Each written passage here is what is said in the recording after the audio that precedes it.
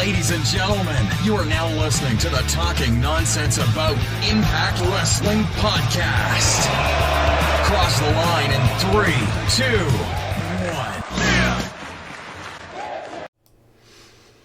1. Welcome, my Impact Wrestling fam. Welcome to the Talking Nonsense About Impact Wrestling podcast, episode 123. My name is Geoff, the Elf. What's your favorite color? I have no shame because this is going to be a nonsensical of nonsensical episodes. Yes, we have Impact to talk about, but it's also, and a lot of hot topics, as you can see there, wherever, there you go, on the little cover art. There's a lot of contracts. Hey, Datia. Well, that's what I was going to get to. First, we have a lot to talk about.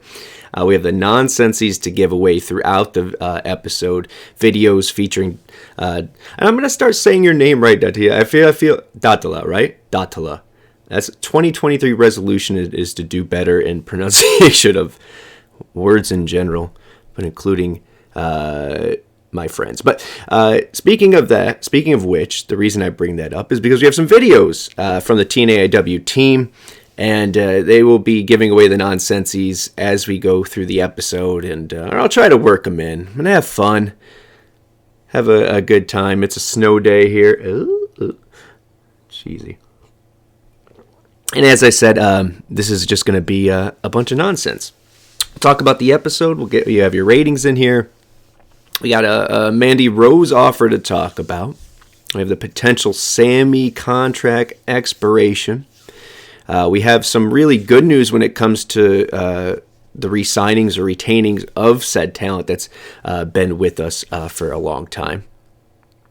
And some interesting stuff about Santino Marella. So we'll get to all that. But speaking of Datala, we have, make sure you guys go check it out. They're going to be taking a little break here, obviously, with Impact taking a break as well in the sense of new content, so to speak. The Power Rankings will be taking a break. There will be a Power Rankings right after all of this hoopla. But go check them out. Make sure it's going to be Tuesdays when they get back in the groove of things, starting this year, adding Lucha to the mix. So check that out. And, of course, if you want to join the Power Ranking Committee, all it is you put your top 10 in after Thursday and before Sundays at noon at Burt Macklin 11 at TNAIWChannel. Get in there. It's simple. Like I always say, I don't have to talk to anybody. Just put it in. Make your vote heard. All right. I don't know if hey, there's Io, speaking of the team. I was going to say, I'm kind of pandering just to kind of see if the chat does light up. I know we're on a Tuesday here. I was supposed to do the episode right on Christmas Day, special Tuesday episode. But I was surprised that my brother came in, my younger brother, much younger brother. Critical Stink, thanks for showing up. What's going on? So pushed it to Tuesday and still wanted to do something with you guys. I know I said next week was a New Year's Eve or New Year's show, but... you guys should be sobered up by New Year's night, so maybe I'll do a show then as well. But we'll definitely be back in the thick of things, and Lucha included will be there for post and pre Hard to Kill episodes. So look out for those. In the meantime, I'll try to keep us rolling. 76 Philly, welcome back. Happy holidays to you, buddy. But we got a lot to get to. And including that, I already gave a shout out to the GoGoPowerRankings team and the expansion of. Shout out to Io there, who was on Twitter. 3,970 on Twitter. Come on, 30 more. We could do this to get to 4K. You know the thing here, one fan at a time, one friend at a time. But that goes for Impact as well as us. And but there's some numbers we'd like to see. 350 for YouTube, 4,000 for that. And 347 we're up to, thanks to Jamie Stay Ready. So thank you for that subscription. Make sure, sometimes we don't know, make sure you hit the bell. Make sure you subscribe. Double check if you subscribe to this channel. But talking bloody nonsense, I want to give a shout out to Craig and Nixon, who you'll see a couple times each in these videos. One of their highest viewed episodes overall, audio, everything together. So congrats to them, killing it over there. Some great discussion. In the review of Impact as well, of the year. They did a review of Impact for the year, so go check that out. But let's get into that. Let's start with let's get out of Nonsensy. Let's get it out of the way. Let's go to one of them. Let's go to Nixon, who's right here is going to announce the drip of the year. Nonsensy is better than the Slammies. Greater than the Slammies. Thanks, Io. Let's get to one of those Nonsensies. Let's get to drip of the year. Bear with me on the audio. I'm going to do my best here, guys. But here's Brother Nixon announcing that award.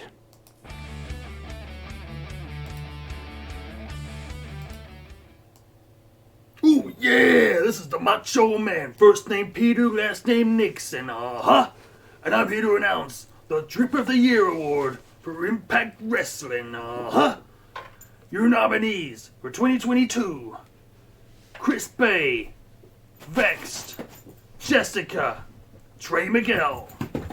And the winner of the Nonsensy for Drip of the Year goes to Trey Miguel. Ooh, yeah, dig it!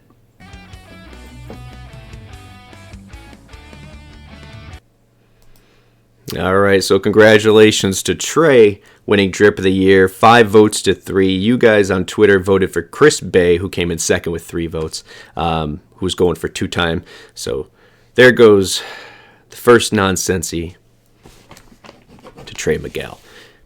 But without further ado, let's get into the review. Let's go into Power Rankings first.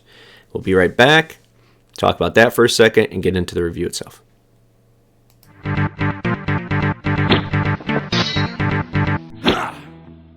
Number 10, Rich Swann. Number 9, New Japan's Yuya Uemura. Number 8, Champs, the Motor City Machine Guns. Number 7, Steve Macklin. Number 6, Tag Team Champions, the Death Dolls. Number 5, Speedball, Mike Bailey. Number 4, Hard to Kill, Bully Ray. Number 3, World Champion, Josh Alexander. Number 2, Hard to Kill, Mickey James. Number 1, World Champion, Jordan Grace.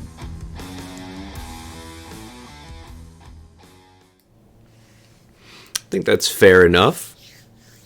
I like that. I think it's hard to argue. I think we've talked about it for quite a while, prior, of wanting the world title to be kind of the focus of the actual show, and it has been. And this kind of, I know it's a small sample size, but kind of shows that. You got both Challenger and Champion taking the top 4 spots for the world titles of Impact Wrestling, so it's a good sign indeed. Io likes that Yuya got a spot there. I am too, man. We'll talk a little bit about Yuya because obviously he has that match with Bailey in just a second. But this guy, of course, he goes up for. We got him on for some awards, don't we? Is he part of the Forbidden Guest? I'm not sure to be honest. Nope, he's not. He didn't end up making the cut. But yeah, Datila's. I gotta get it right. Datila, there we go, right? Datila and Io saying the same thing. Happy to have Yuya on there. I as well. We'll talk about him. I won't get too much into that. Let's just get right into the actual show.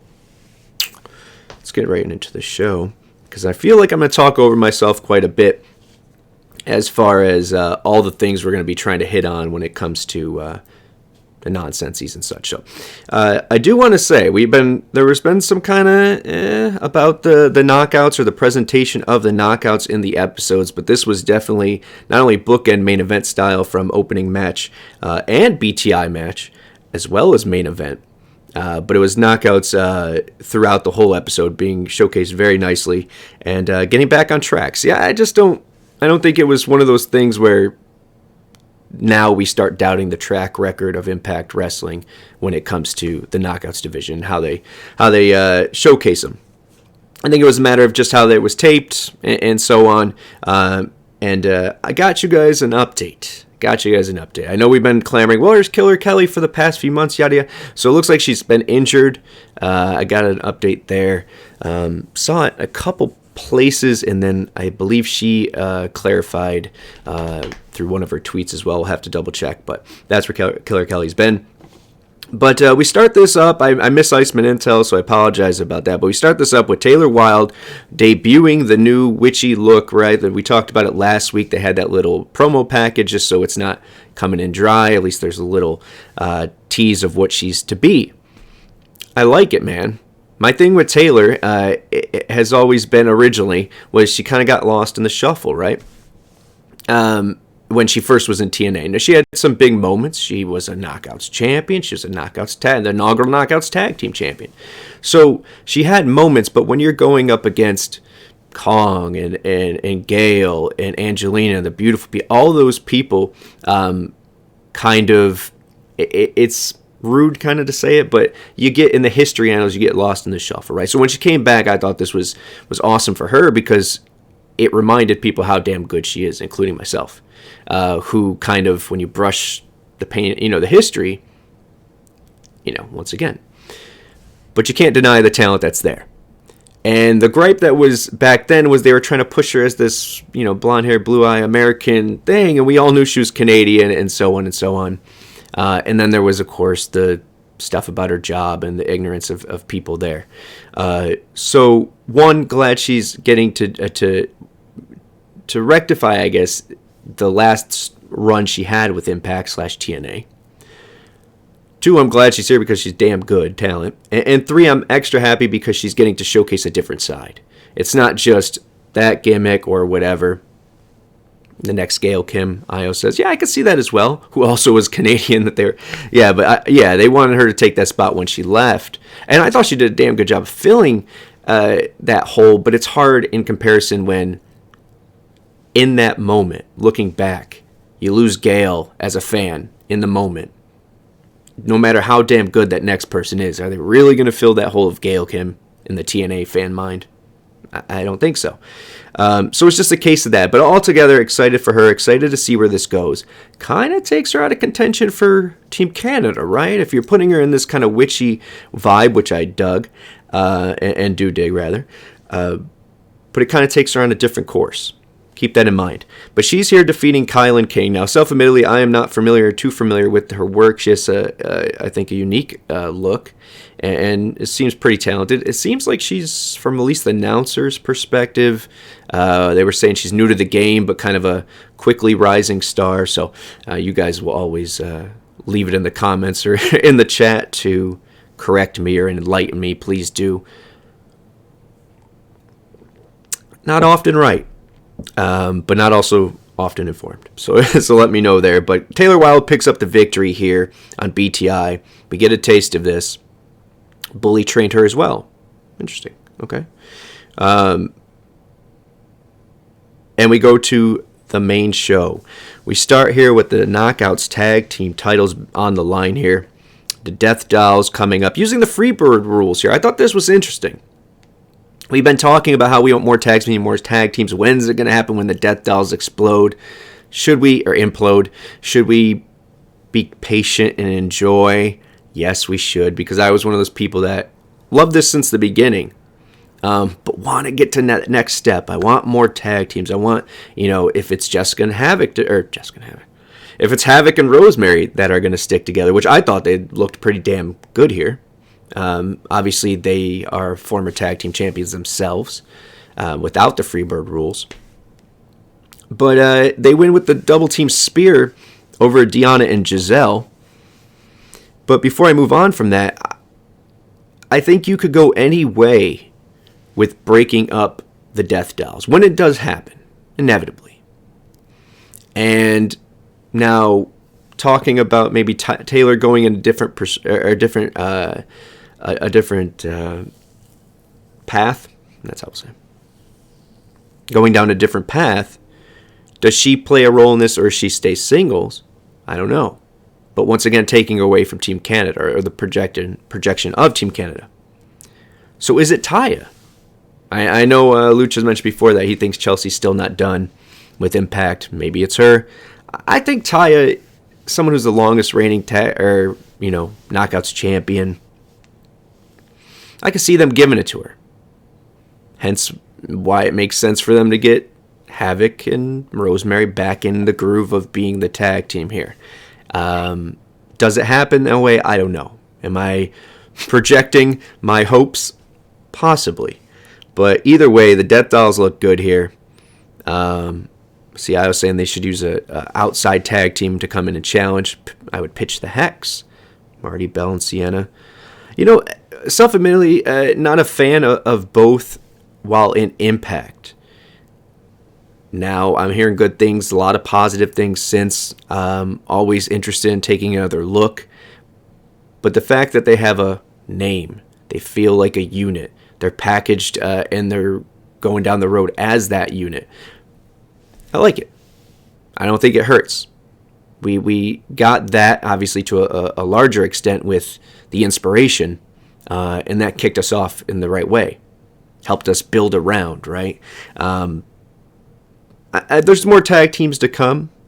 Death Dolls breaking up, whatever way you want to look at that. But Deonna and Giselle are not going to be be one of them. Worked well together. Deonna has a sick new shirt, by the way. I couldn't get the graphic in time.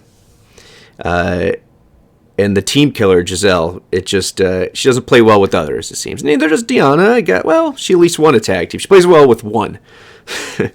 But I like this match. Served a purpose. I know we talked about Deonna going or not. I don't know. I'm going to stay optimistic with it. And just because this was a little bit of a write-off, once again, Impact has a beginning, middle, and end to everything. And Deonna was guaranteed a rematch by losing the championship, with Vexed or not. So this could be just another way to close it up and start her anew, going into her away from Hard to Kill. And I think that's more likely what's going to happen. Shout out to Deonna, by the way. Go to her website. Merry Christmas. All right. Let's keep this going. Next up was Jordan and Mickey, and they're having a locker room talk here, and they're talking about coexisting, right? And Mickey's already irritated, you could tell, over the course of what's transpired more recently. After the contract signing, kind of putting that seed of, I don't think you could beat Tasha kind of thing. And she mentions that here. She says, you don't think I could beat her, but she's mine. And Jordan makes sure she knows that I don't really care. I'm there to make sure that we get this victory, that your rodeo continues to Hard to Kill. And sure, let's get this done. I liked it. It's a different way to go with two faces. You don't need them just to hate each other for no reason. But they've been planting this seed of Mickey taking what Jordan is saying in a disrespectful way. Now, looking at it from both sides, I guess you could say she has a point, right? She being the veteran who's had tons of moments, who is a insert, acclamations. Is that what it is? Yeah. Here, after holiday, every every week there's an excuse. But this one's after holiday jitters, I guess. Yeah, I actually had that here. Io saying that Jordan is the Michael to Mickey's Flair. I don't know, man. I'm kind of hoping that. I don't think it hurts Jordan to lose. And I think you could do something interesting with Mickey not winning cleanly, and we get a heel run at the end. I just think there's money in that. There's something interesting in that, and also she doesn't go away, which I think Mickey on TV, it doesn't hurt. Doesn't hurt. But next is a Bully recap. And then right after that's a Bully and Josh's feud recap. And then Deonna and Giselle were never going to team again. Simple, short, to the point. Perfect. Because look, Giselle had but coaxed her into even having the match. She agreed. They lost. They both have the same, we don't play well with others. We exit. All right. Like it. Like it a lot. Simple. Next up is Sami. So Sami's coming out, man. And you would think, is here to talk shit on the design. I guess we're going to save that for me. But no, he actually wants to join the design, which is interesting. And Diener comes out and he does all the tropes, right? He calls him by his full name, Samuel, sometimes Samuel. He tells him it's the people don't care about you, you care about da-da-da-da. Man, look, I won't go as far as the Doll 99 and say it's cringe. I don't think it's cringe, but you guys know how I feel about the design right now. I think they have an uphill battle going from a viable, complete brand and Violent by design, look, everything, to now going to black and white and just being the design. And they have that uphill battle to begin with. You also have the uphill battle of losing Eric Young, and this being Diener's first, as I said, World Elite.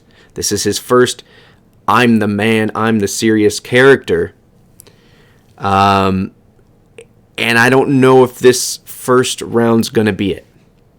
I like Diener. I believe he has talent. But from the garb to the look to the every premeditated thing, it's just not working. And maybe it's just me, but at least there's a few other people.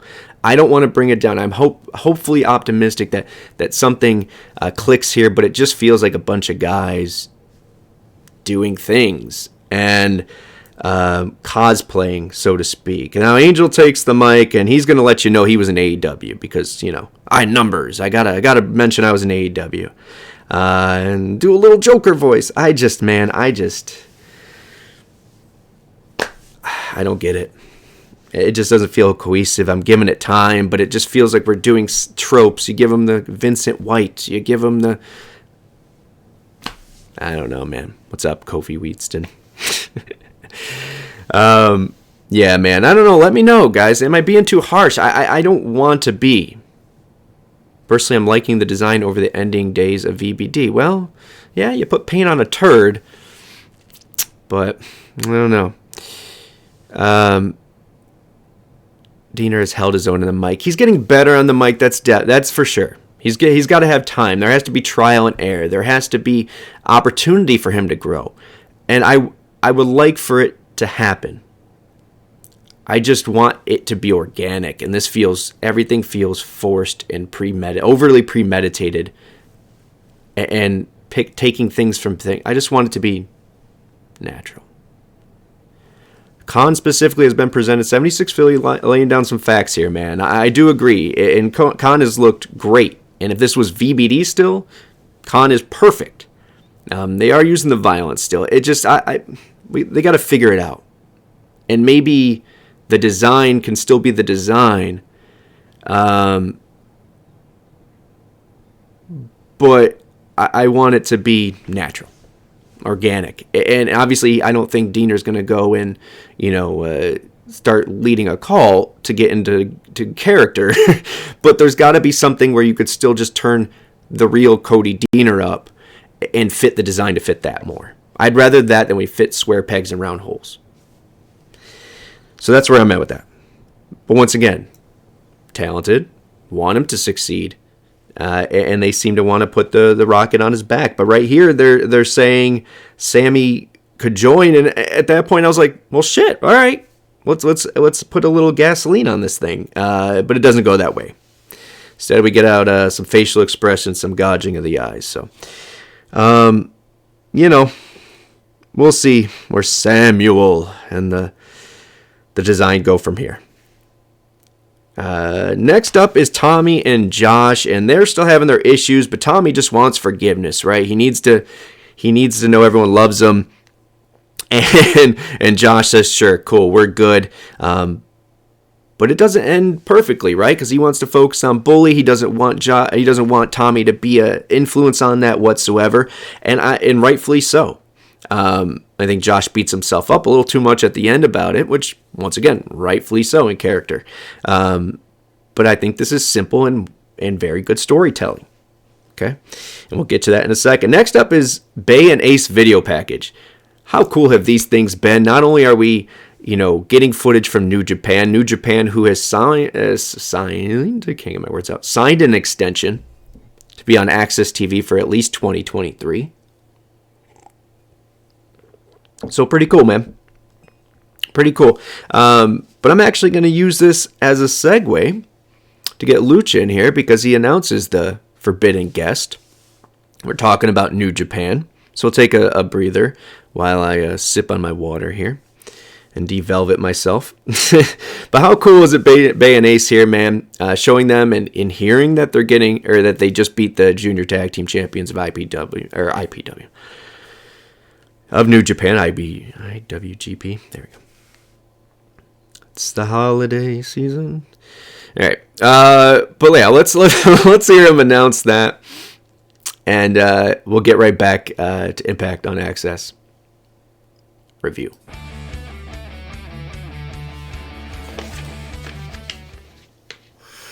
Welcome to the Treehouse. It's your boy Lucha Doncic, and I'm here to present two nonsensies. Excuse me. Oh my gosh. Yeah, I'm here to present two nonsensies for Faction of the Year, as well as the Kenny Omega Forbidden Door Guest of the Year. Now we're going to do Faction of the Year first, and the nominees are the boys, the Bullet Club, Honor No More, Violent by the Design, and the Death Dolls. You know what I'm saying? And the winner of that nonsensy is Honor No More. For the Kenny Omega Forbidden Door Guest of the Year Award, the nominees for that are Frankie Kazarian, Minoru Suzuki, the Briscoe Brothers, and Jay White.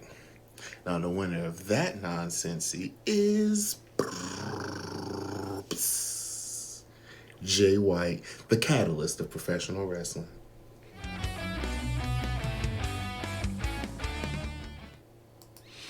All right, so there we go. Forbidden guest, as I mentioned, and he mentioned there, obviously. I went Briscoes, but Jay White makes sense. I only went because they won the titles, but Jay White, obviously, a great influence there. He joins Christian Cage as the only other Forbidden guest, as he named it, the Kenny Omega Forbidden guest. And then Faction of the Year going to Honor No More, man. A bias aside of what I like or don't like, Honor No More, you can't deny that they were a huge part of the television program, and Decay being the only other one so far. So congratulations to them. The honorable, the prestigious Jay White sticking around for 6 months is crazy. It was, man. It is. And it's hard to remember or appreciate them things sometimes because everyone's worried about, oh, they're only here part-time. They're only here part-time. These programs don't mean nothing. You can't win a belt. But damn, man. We had Jay White for 6 months. Anyways. I digress. So let's keep this going. Next after that was, let's see, we had the Band Ace package, New Japan, yep. And then Mike Bailey and Dope Iceman looking gear, which I dig, defeats Yuya Uemura. And man, this was I don't want to say the Yuya coming out party, man, because we watched him, from Young Lion to finally getting his Super Saiyan Bobby Roode Team Canada gear. And then now getting a match. They've just done this so smart with him, man. And have they done this with Okada? This company would be in such a different place than we are now. But we can't look back and we can only look forward. And if the Forbidden Guest Nonsensy and the video package of Bay and Ace and Yuya killing it right here, as 76 Philly saying, we're doing right.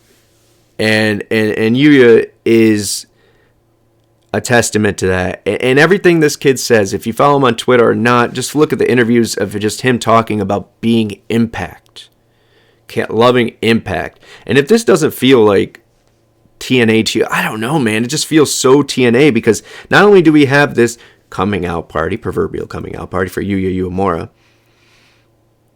In defeat, he does lose to Mike Bailey. We continue Mike Bailey, who's someone everyone was worried about, right? What are they going to do after he lost the title? And they put him in this long program with Kenny King that has just popped up, right, at the right moments and continued at the right moments while giving him that banger and that opportunity.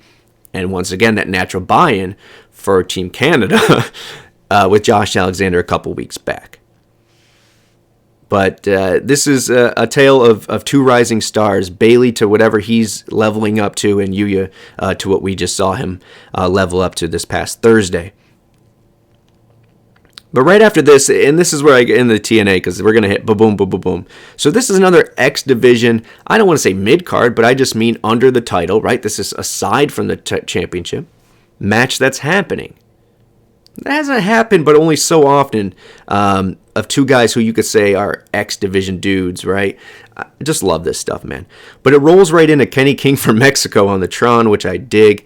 Kenny putting down Bailey, keeping that going. And also just reminding us he's Kenny King. So, love that, man. Love Kenny's also nominated for a Nonsensy, which we could get to in just a moment. We'll pick up more steam here. So we continue Mike Bailey and Kenny King. Also, right after this was a Hulk Hogan TNA video. That was the flashback moment of the week. Now, I am one who is biased enough, or was biased enough to say, why the hell are you playing this? Okay. The new at peace Geoff could take a step back and say, maybe there's more to this. A lot of TNA in that. Hogan ruined, hashtag Hogan ruined my childhood. Critical sting. Yeah, fair enough. And same, man. I was probably a little older than you, but yeah. Yeah, so there's that part of me, but at the same point, I have to look at it and say, okay, Hogan's not coming in. That's not why Impact is choosing this content to flash back to. I don't know, man. I'm going to say it once, I'm going to say it again. The possibility of being TNA again in our lifetime, I think it's possible. I think. So you're saying there's a chance. I'm saying there's a chance. That's what I'm saying. I don't know, but I like this. Gave me all the vibes before the rooting. I was 10 when Hogan showed up. Yeah, a little bit. Bischoff said he'd be at Hard to Kill on his podcast. Interesting. More on that later, I guess. Yeah, I was, so Hogan came in 2010, technically, 2009, right there, right? That cusp. So I was, was it 14? I was in my 20s, my early 20s, 22.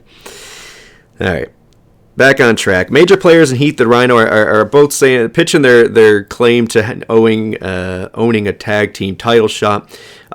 Heath and Rhino actually have a point here. They do get a rematch. Again, and major players just being the major players. Motor City comes out of Scott D'Amore's office and says that, in fact, they all get a title shot. Because at Hard to Kill, it'll be Heath and Rhino, major players, Motor City Machine Guns, and Ace and Bay. I'm reading 76 Phillies news right there I'm about to hit. At Hard to Kill, an elimination-style tag team match. That's exciting. Now, we'll talk more about that. I know we have a lot to get to, so I don't want to go into that too much. But think of the possibilities. Will they pull the trigger that quickly? I don't know. But a tag team elimination match very rarely happens in Impact, and TNA history as well. So I'm really excited about that. I'm a sucker for elimination styles like that, especially for titles. Because if booked right, there's just so many different ways you could go with it that builds suspense, and that's what this is all about, right? Delaying the inevitable. Suspending the disbelief. Man, whatever. Christmas. Spit take.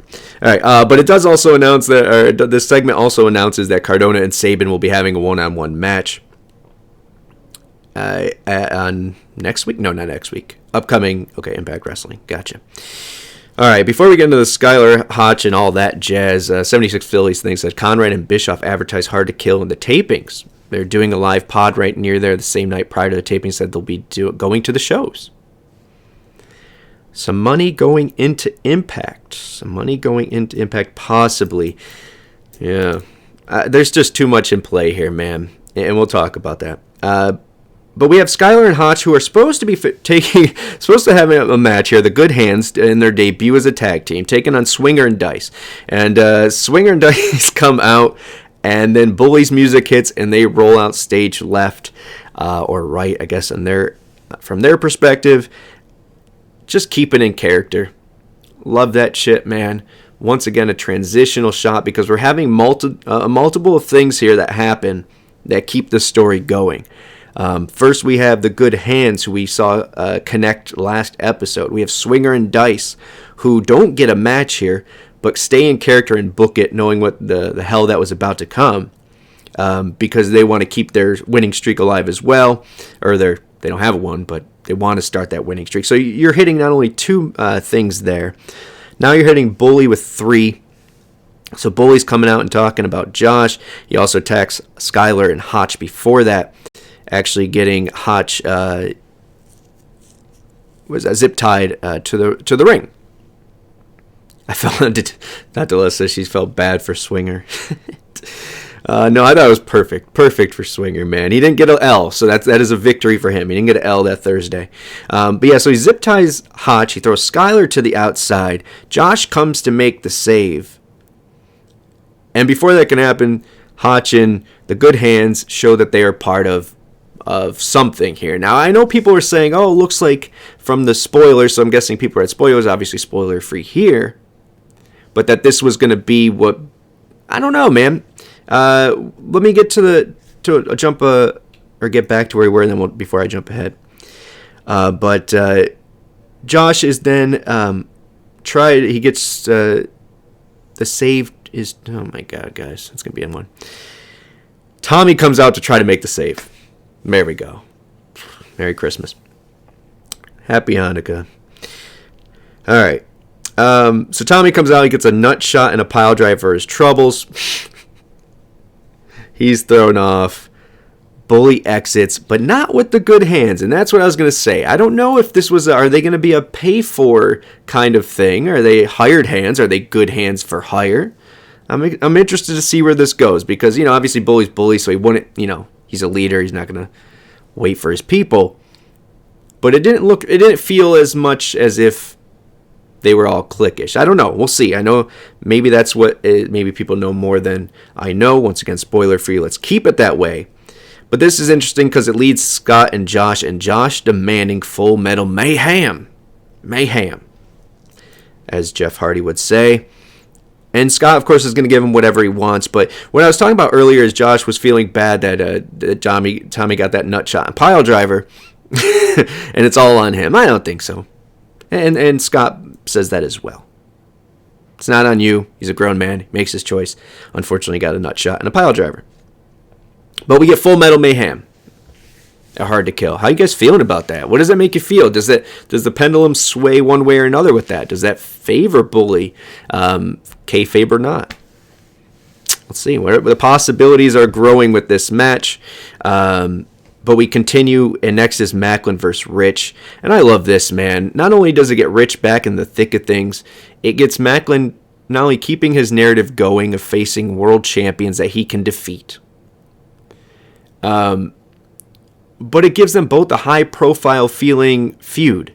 And I know I hate that term mid-card, but this is the kind of feud that you want for the DMC, that we are getting with the DMC with Moose and Hendry, I believe. But this is that these are the guys fighting for that shot for the title that we want to see, man. And there's more on Rich, obviously him re-signing with Impact Wrestling, so we'll talk about that in a little bit. But also Macklin still having his eye on the prize, but getting, pushed out of his trajectory.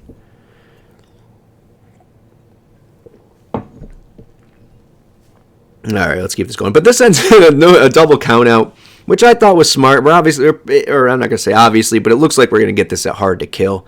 Once again, both men, no one looked worse for wear. I thought they both looked good. I kept them elevated to be people who could earn a number one contendership. And then, what else we got here?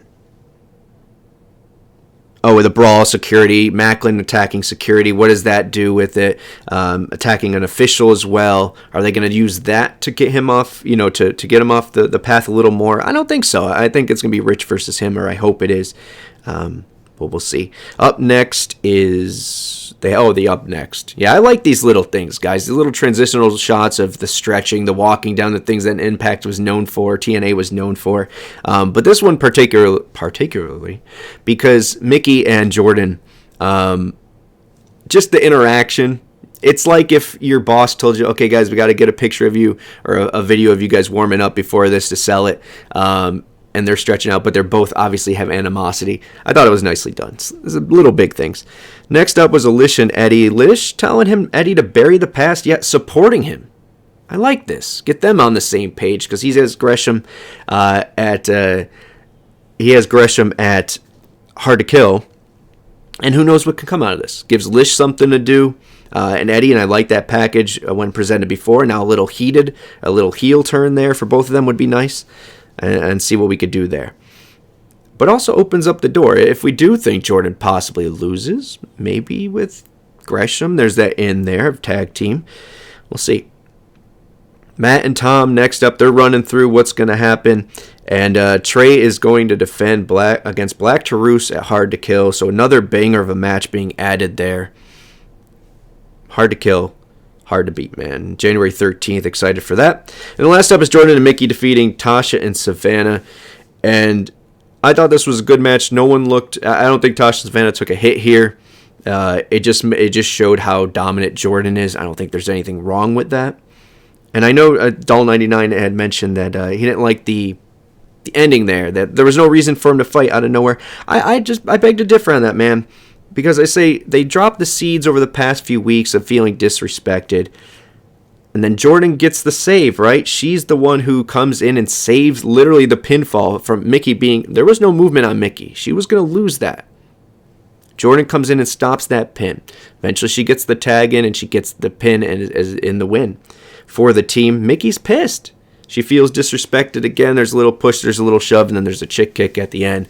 Right to the jaw of Jordan. I like this. Let's turn it up right before Hard to Kill.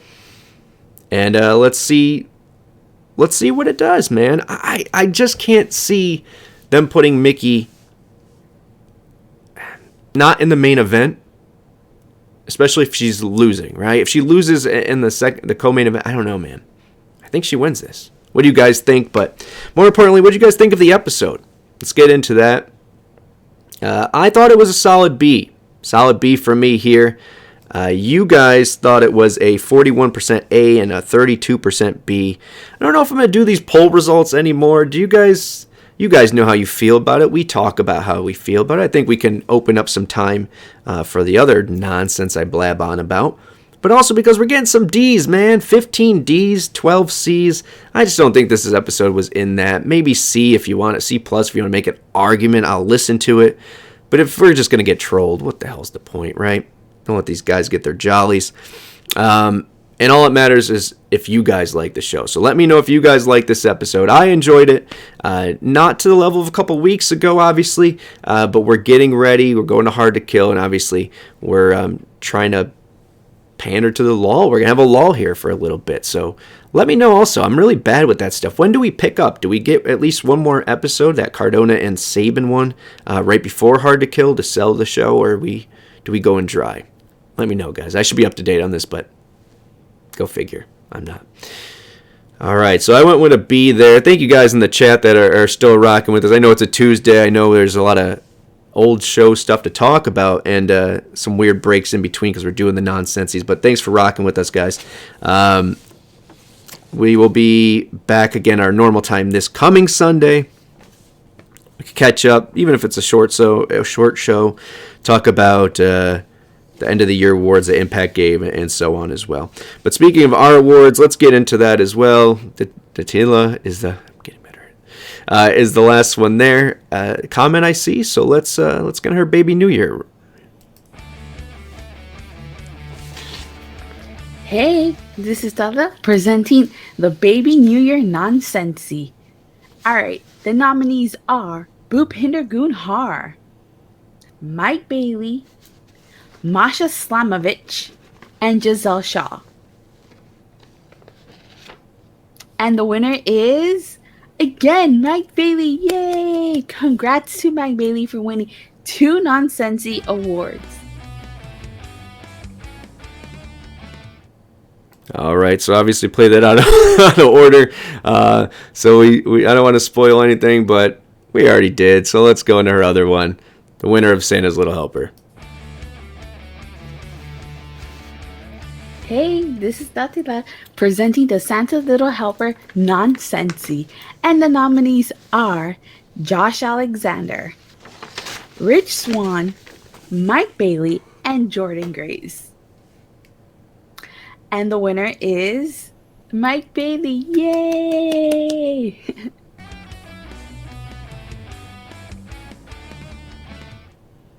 All right, so Mike Bailey winning 2 Nonsensies this year. Thank you, Datila, for that.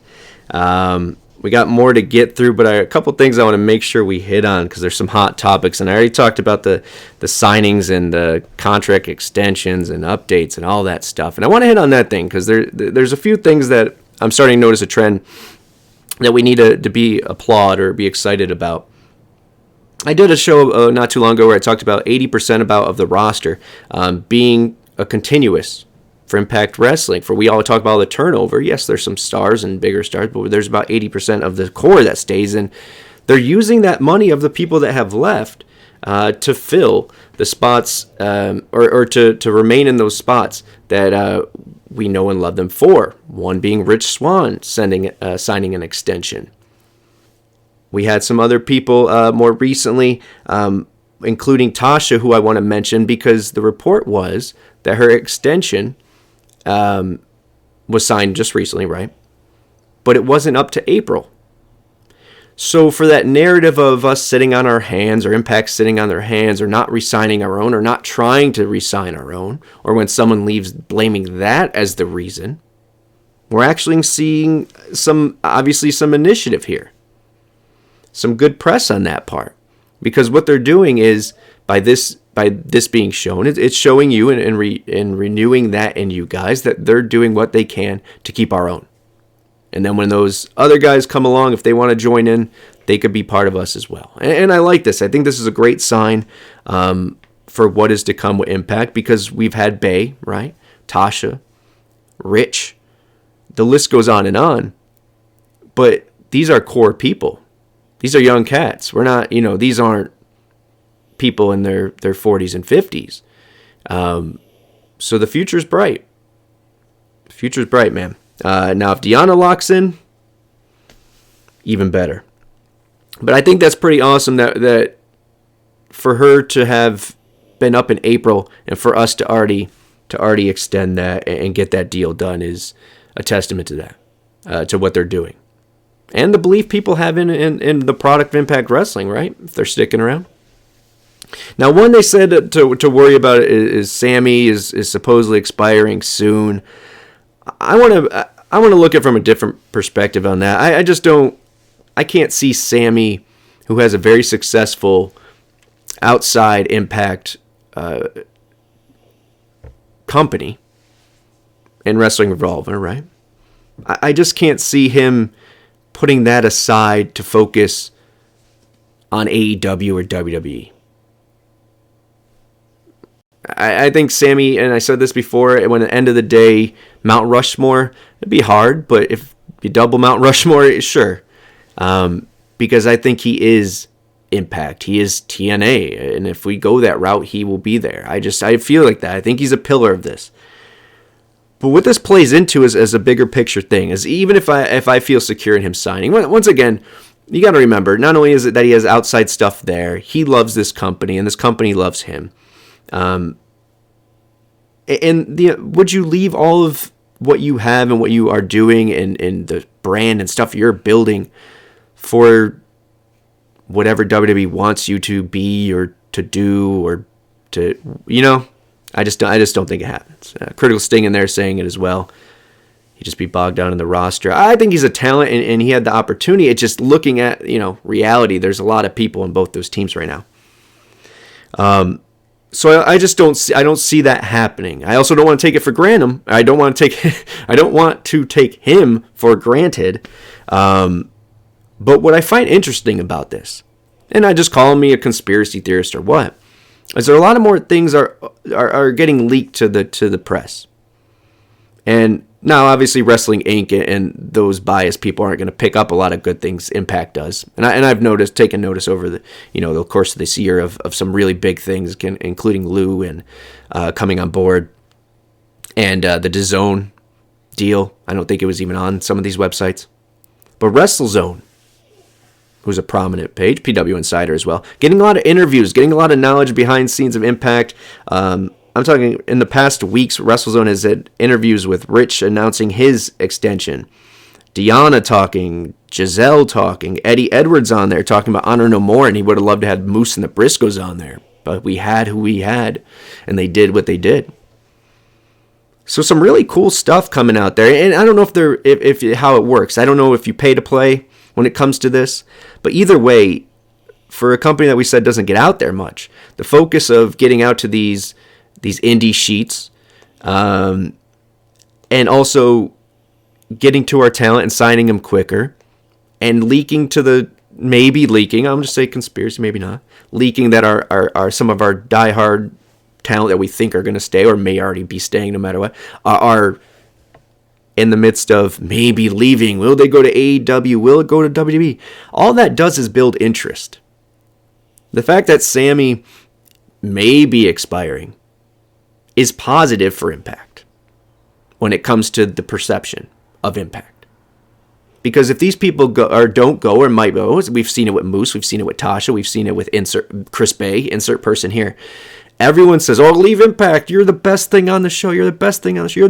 You're greater than Impact." Then they don't sign with anywhere else and they stay with Impact, and those people have food on their face. Okay? So these are positive things that are happening, and I don't think Sami's just going to be another extent of that. I do. I do, and I hope. But there's that. I know I said I want to hit a couple other things, and I want to make sure I do. I want to talk about Mandy Rose being one of them. TBN guys have done a great job of talking about that on their previous episode. But there's news that Tommy Dreamer said that Mandy Rose, if she doesn't go to AEW, she's coming to Impact. Come to Impact. We'll sign you. You'll be a star. What do you guys think? I know her work, but I don't know her work like in the sense of where she, how she's been doing, or where her ceiling is, or where her floor is. I don't know. But I don't think it hurts to have someone who made $500,000, allegedly, their first weekend out of WWE. Look, say what you will about how she gets that or what, but, and I don't mean what she's doing for, I mean, is it not her wrestling ability is my point. She gets it. She gets eyes, she gets attention, she gets buzz. And we have a Killer Knockouts cast, some of which aren't even with this Knockouts, episode that just was. Didn't even make the show. For one reason or another. That could just... We have such a talented locker room that even if you say her... And I know that was the Inspirations kind of thing as well, right? Even if you say, well, they don't check all the boxes when it comes to the, wrestling, bell to bell. Does all that other stuff outweigh it? Especially when you have such a good, and I won't even say supporting cast, you have such a great cast. Look, I just think that the positives outweigh the negatives with this. I think a star is a star. And I think we have the talent and the staff to put her in the best position to succeed. No matter if you tell me she's a 5-star wrestler right here or not. I don't know. But I think it'd be exciting, and I'm all for it. And look, it's not like she's going to need to want to work, 30 days a month. She's not going to want to work a match more than once or twice a month, and she doesn't need to. So this might be perfect. One thing that I do want to mention that kind of was a little, what? I think Aya was actually the one who put this in the chat, but Impact Wrestling. So Santino Marella The trademark for that expired from WWE, and Impact went for it. Are they helping a friend? Are they going to use him as a character? You know what, man? I have been proven wrong by Impact so for many, many, many people they have signed and then they come on and they, show up. And Johnny Swinger is one that really, right after Johnny Impact left, was hoping Johnny Swinger was just an extension of a new version of Johnny Impact, but it was the Johnny Swinger. Shame on me, by the way. There's only one Johnny Swinger. But look, Johnny Swinger, two-time Nonsensical Award winner. The proof's in the pudding. Love Johnny Swinger. Glad he came in. So I'm going to give this the benefit of the doubt. I'm going to look out for it, but I want to tell you guys, if you haven't seen it, and just see what you guys think. Were you guys entertained as when Santino was popular? I wasn't a fan of that company at that time. See, Critical Sting saying, I don't know what he can do on screen unless he's a hidden gem of a manager. Yeah, that could be something interesting. I don't know. He's obviously not going to lead Team Canada, even though he's Canadian, not Italian. But I don't know. Let me know what you guys think. I was never, obviously big on it. I get the comedic aspect of it. I think he's a talented dude, and he's always made me laugh when I've watched clips. But as far as what he can bring to Impact today, on screen as Santino Marella, let me know. But talked about Johnny Swinger, so let's announce something Johnny Swinger has won before and is nominated for, or whatever. I can't get my words together. But his favorite pastime. I actually don't have a video for that, so I will announce that myself. I'm a little behind, guys. As you can see, it's been a crazy preparation and everything else. Just putting this episode together. Maybe a GM style role. That's possible.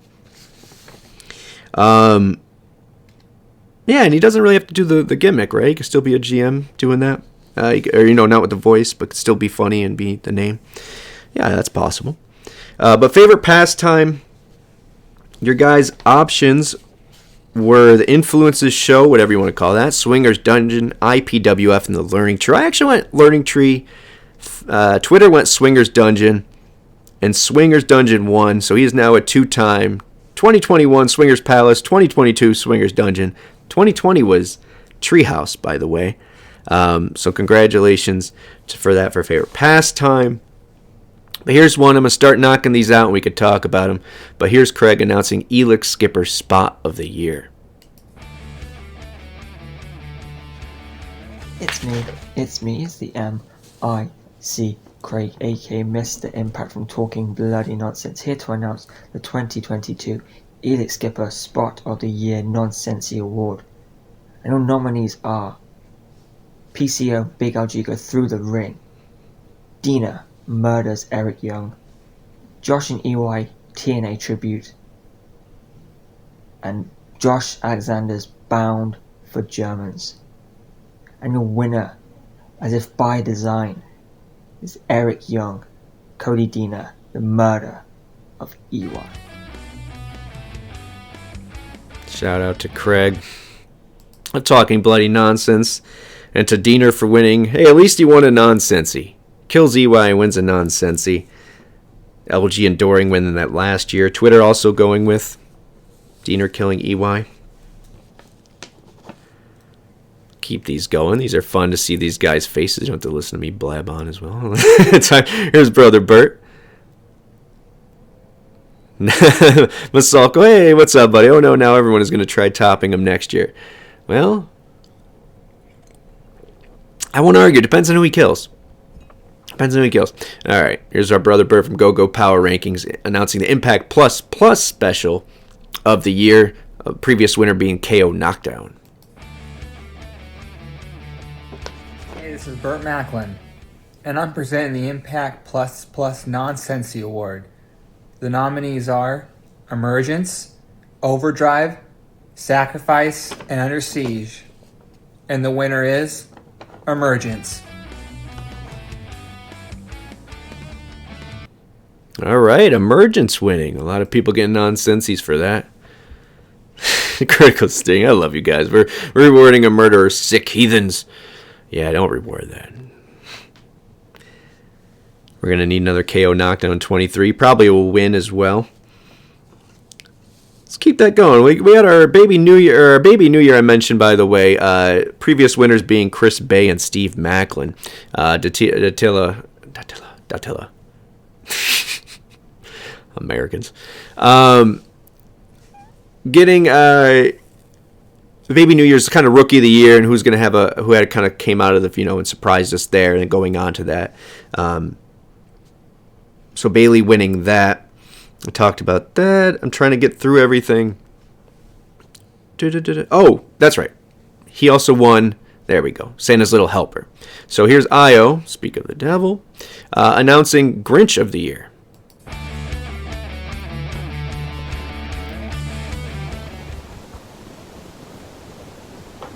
What's happening, guys? It's your boy Io here to present the Nonsensies Award for Grinch of the Year. And the nominees are Masha Slimovich, Bound by Design, Honor No More, and Bullet Ray. And the winner of Grinch of the Year is Bullet Ray. Back to you guys. All right, Bully Ray coming in strong at the end of the year. You can't deny that, man. There was a time, a lull of where we wanted some meat on the bones, and yeah, this dude gave it to us. So congratulations to Bully joining the likes of Sami, Moose, and Deanna for that.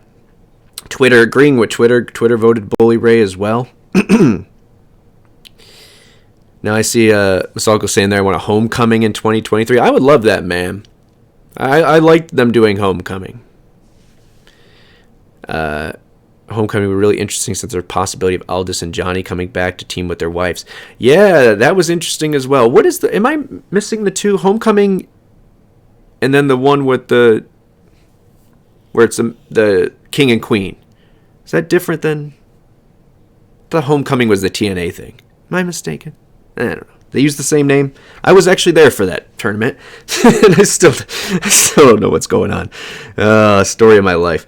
We got two more I want to hit before we move on. Speaking of a new one, not to spoil this, but I think this one's rightfully deserved. Here's our buddy, the MIC himself, announcing the Jingle Jangle. It's the MIC back this time to announce the 2022 Jingle Jangle Nonsensies Award. Of course, this means the greatest theme, but you knew that already. And your nominees are 250 pounds of pure motivation, Joe Hendry. The boys of the Bullet Club. The Barriqua Badass, Tasha Steelers, and your three-time World Impact Tag Team Champions, the Motor City Machine Guns. And your winner is the most motivational man in Impact Wrestling history, so prestigious, Joe Hendry. They believe. Do you guys believe? Joe Hendry coming on strong towards the end. You can't deny that, man. That song is it's a catchy one. It's caught on. People love it. Salko believes in Joe Hendry. All right, we got one more, the last one here, which is the Golden Tongue. That's going to be Nixon sending us off with that one. But I want to thank you guys for joining this Off the Rails Holiday Edition. Tuesday weirdness of, you're normally the Treehouse Day, by the way, if you can't tell, edition of Talking Nonsense About Impact Wrestling podcast. Love you guys. Thank you for joining me and lighting up this chat as always. To be honest, I love doing this. I love talking to you guys, but it still blows my mind that you catch no matter where we're on, and you talk to me. I appreciate that, man. I appreciate that to all of you, everyone that's been in here today, and that watches on YouTube or likes, subscribes. Anything you guys do is appreciated. But obviously, we have one more thing to get to, being the. Excuse me, I'm trying to read this because I forgot something that was interesting, and it kind of all plays into each other because I didn't really do a cliffhanger, right? We didn't do we were supposed to do the starting fives, and maybe get on that next week because we have very little very little to talk about when it comes to that last episode of the year. But Kurt and TNA, Kurt, one of those WrestleZone things that I had read in doing prep for this was Kurt talking about TNA, and if we had the money that AEW had, we would have been in the position that they were. It's interesting. What do you guys think about that? Let me know. That kind of plays into the 5-on-5. Maybe we'll do a TNA one or something. We always talk about the Mount Rushmores, right? But I thought that was interesting. The last thing I want to say, as I always kind of end this, guys, with the same thing, which is this show is made for everyone. But if it's not made for you, no harm, no foul. There are a lot of people who make great Impact Wrestling content out there. Go check it out. One fan at a time, one friend at a time. That's for us. So make sure you like, subscribe, follow, all that stuff. But also for them as well, man. We have some great stuff on this channel, as you guys seen over the course of today. Some great people announcing the awards.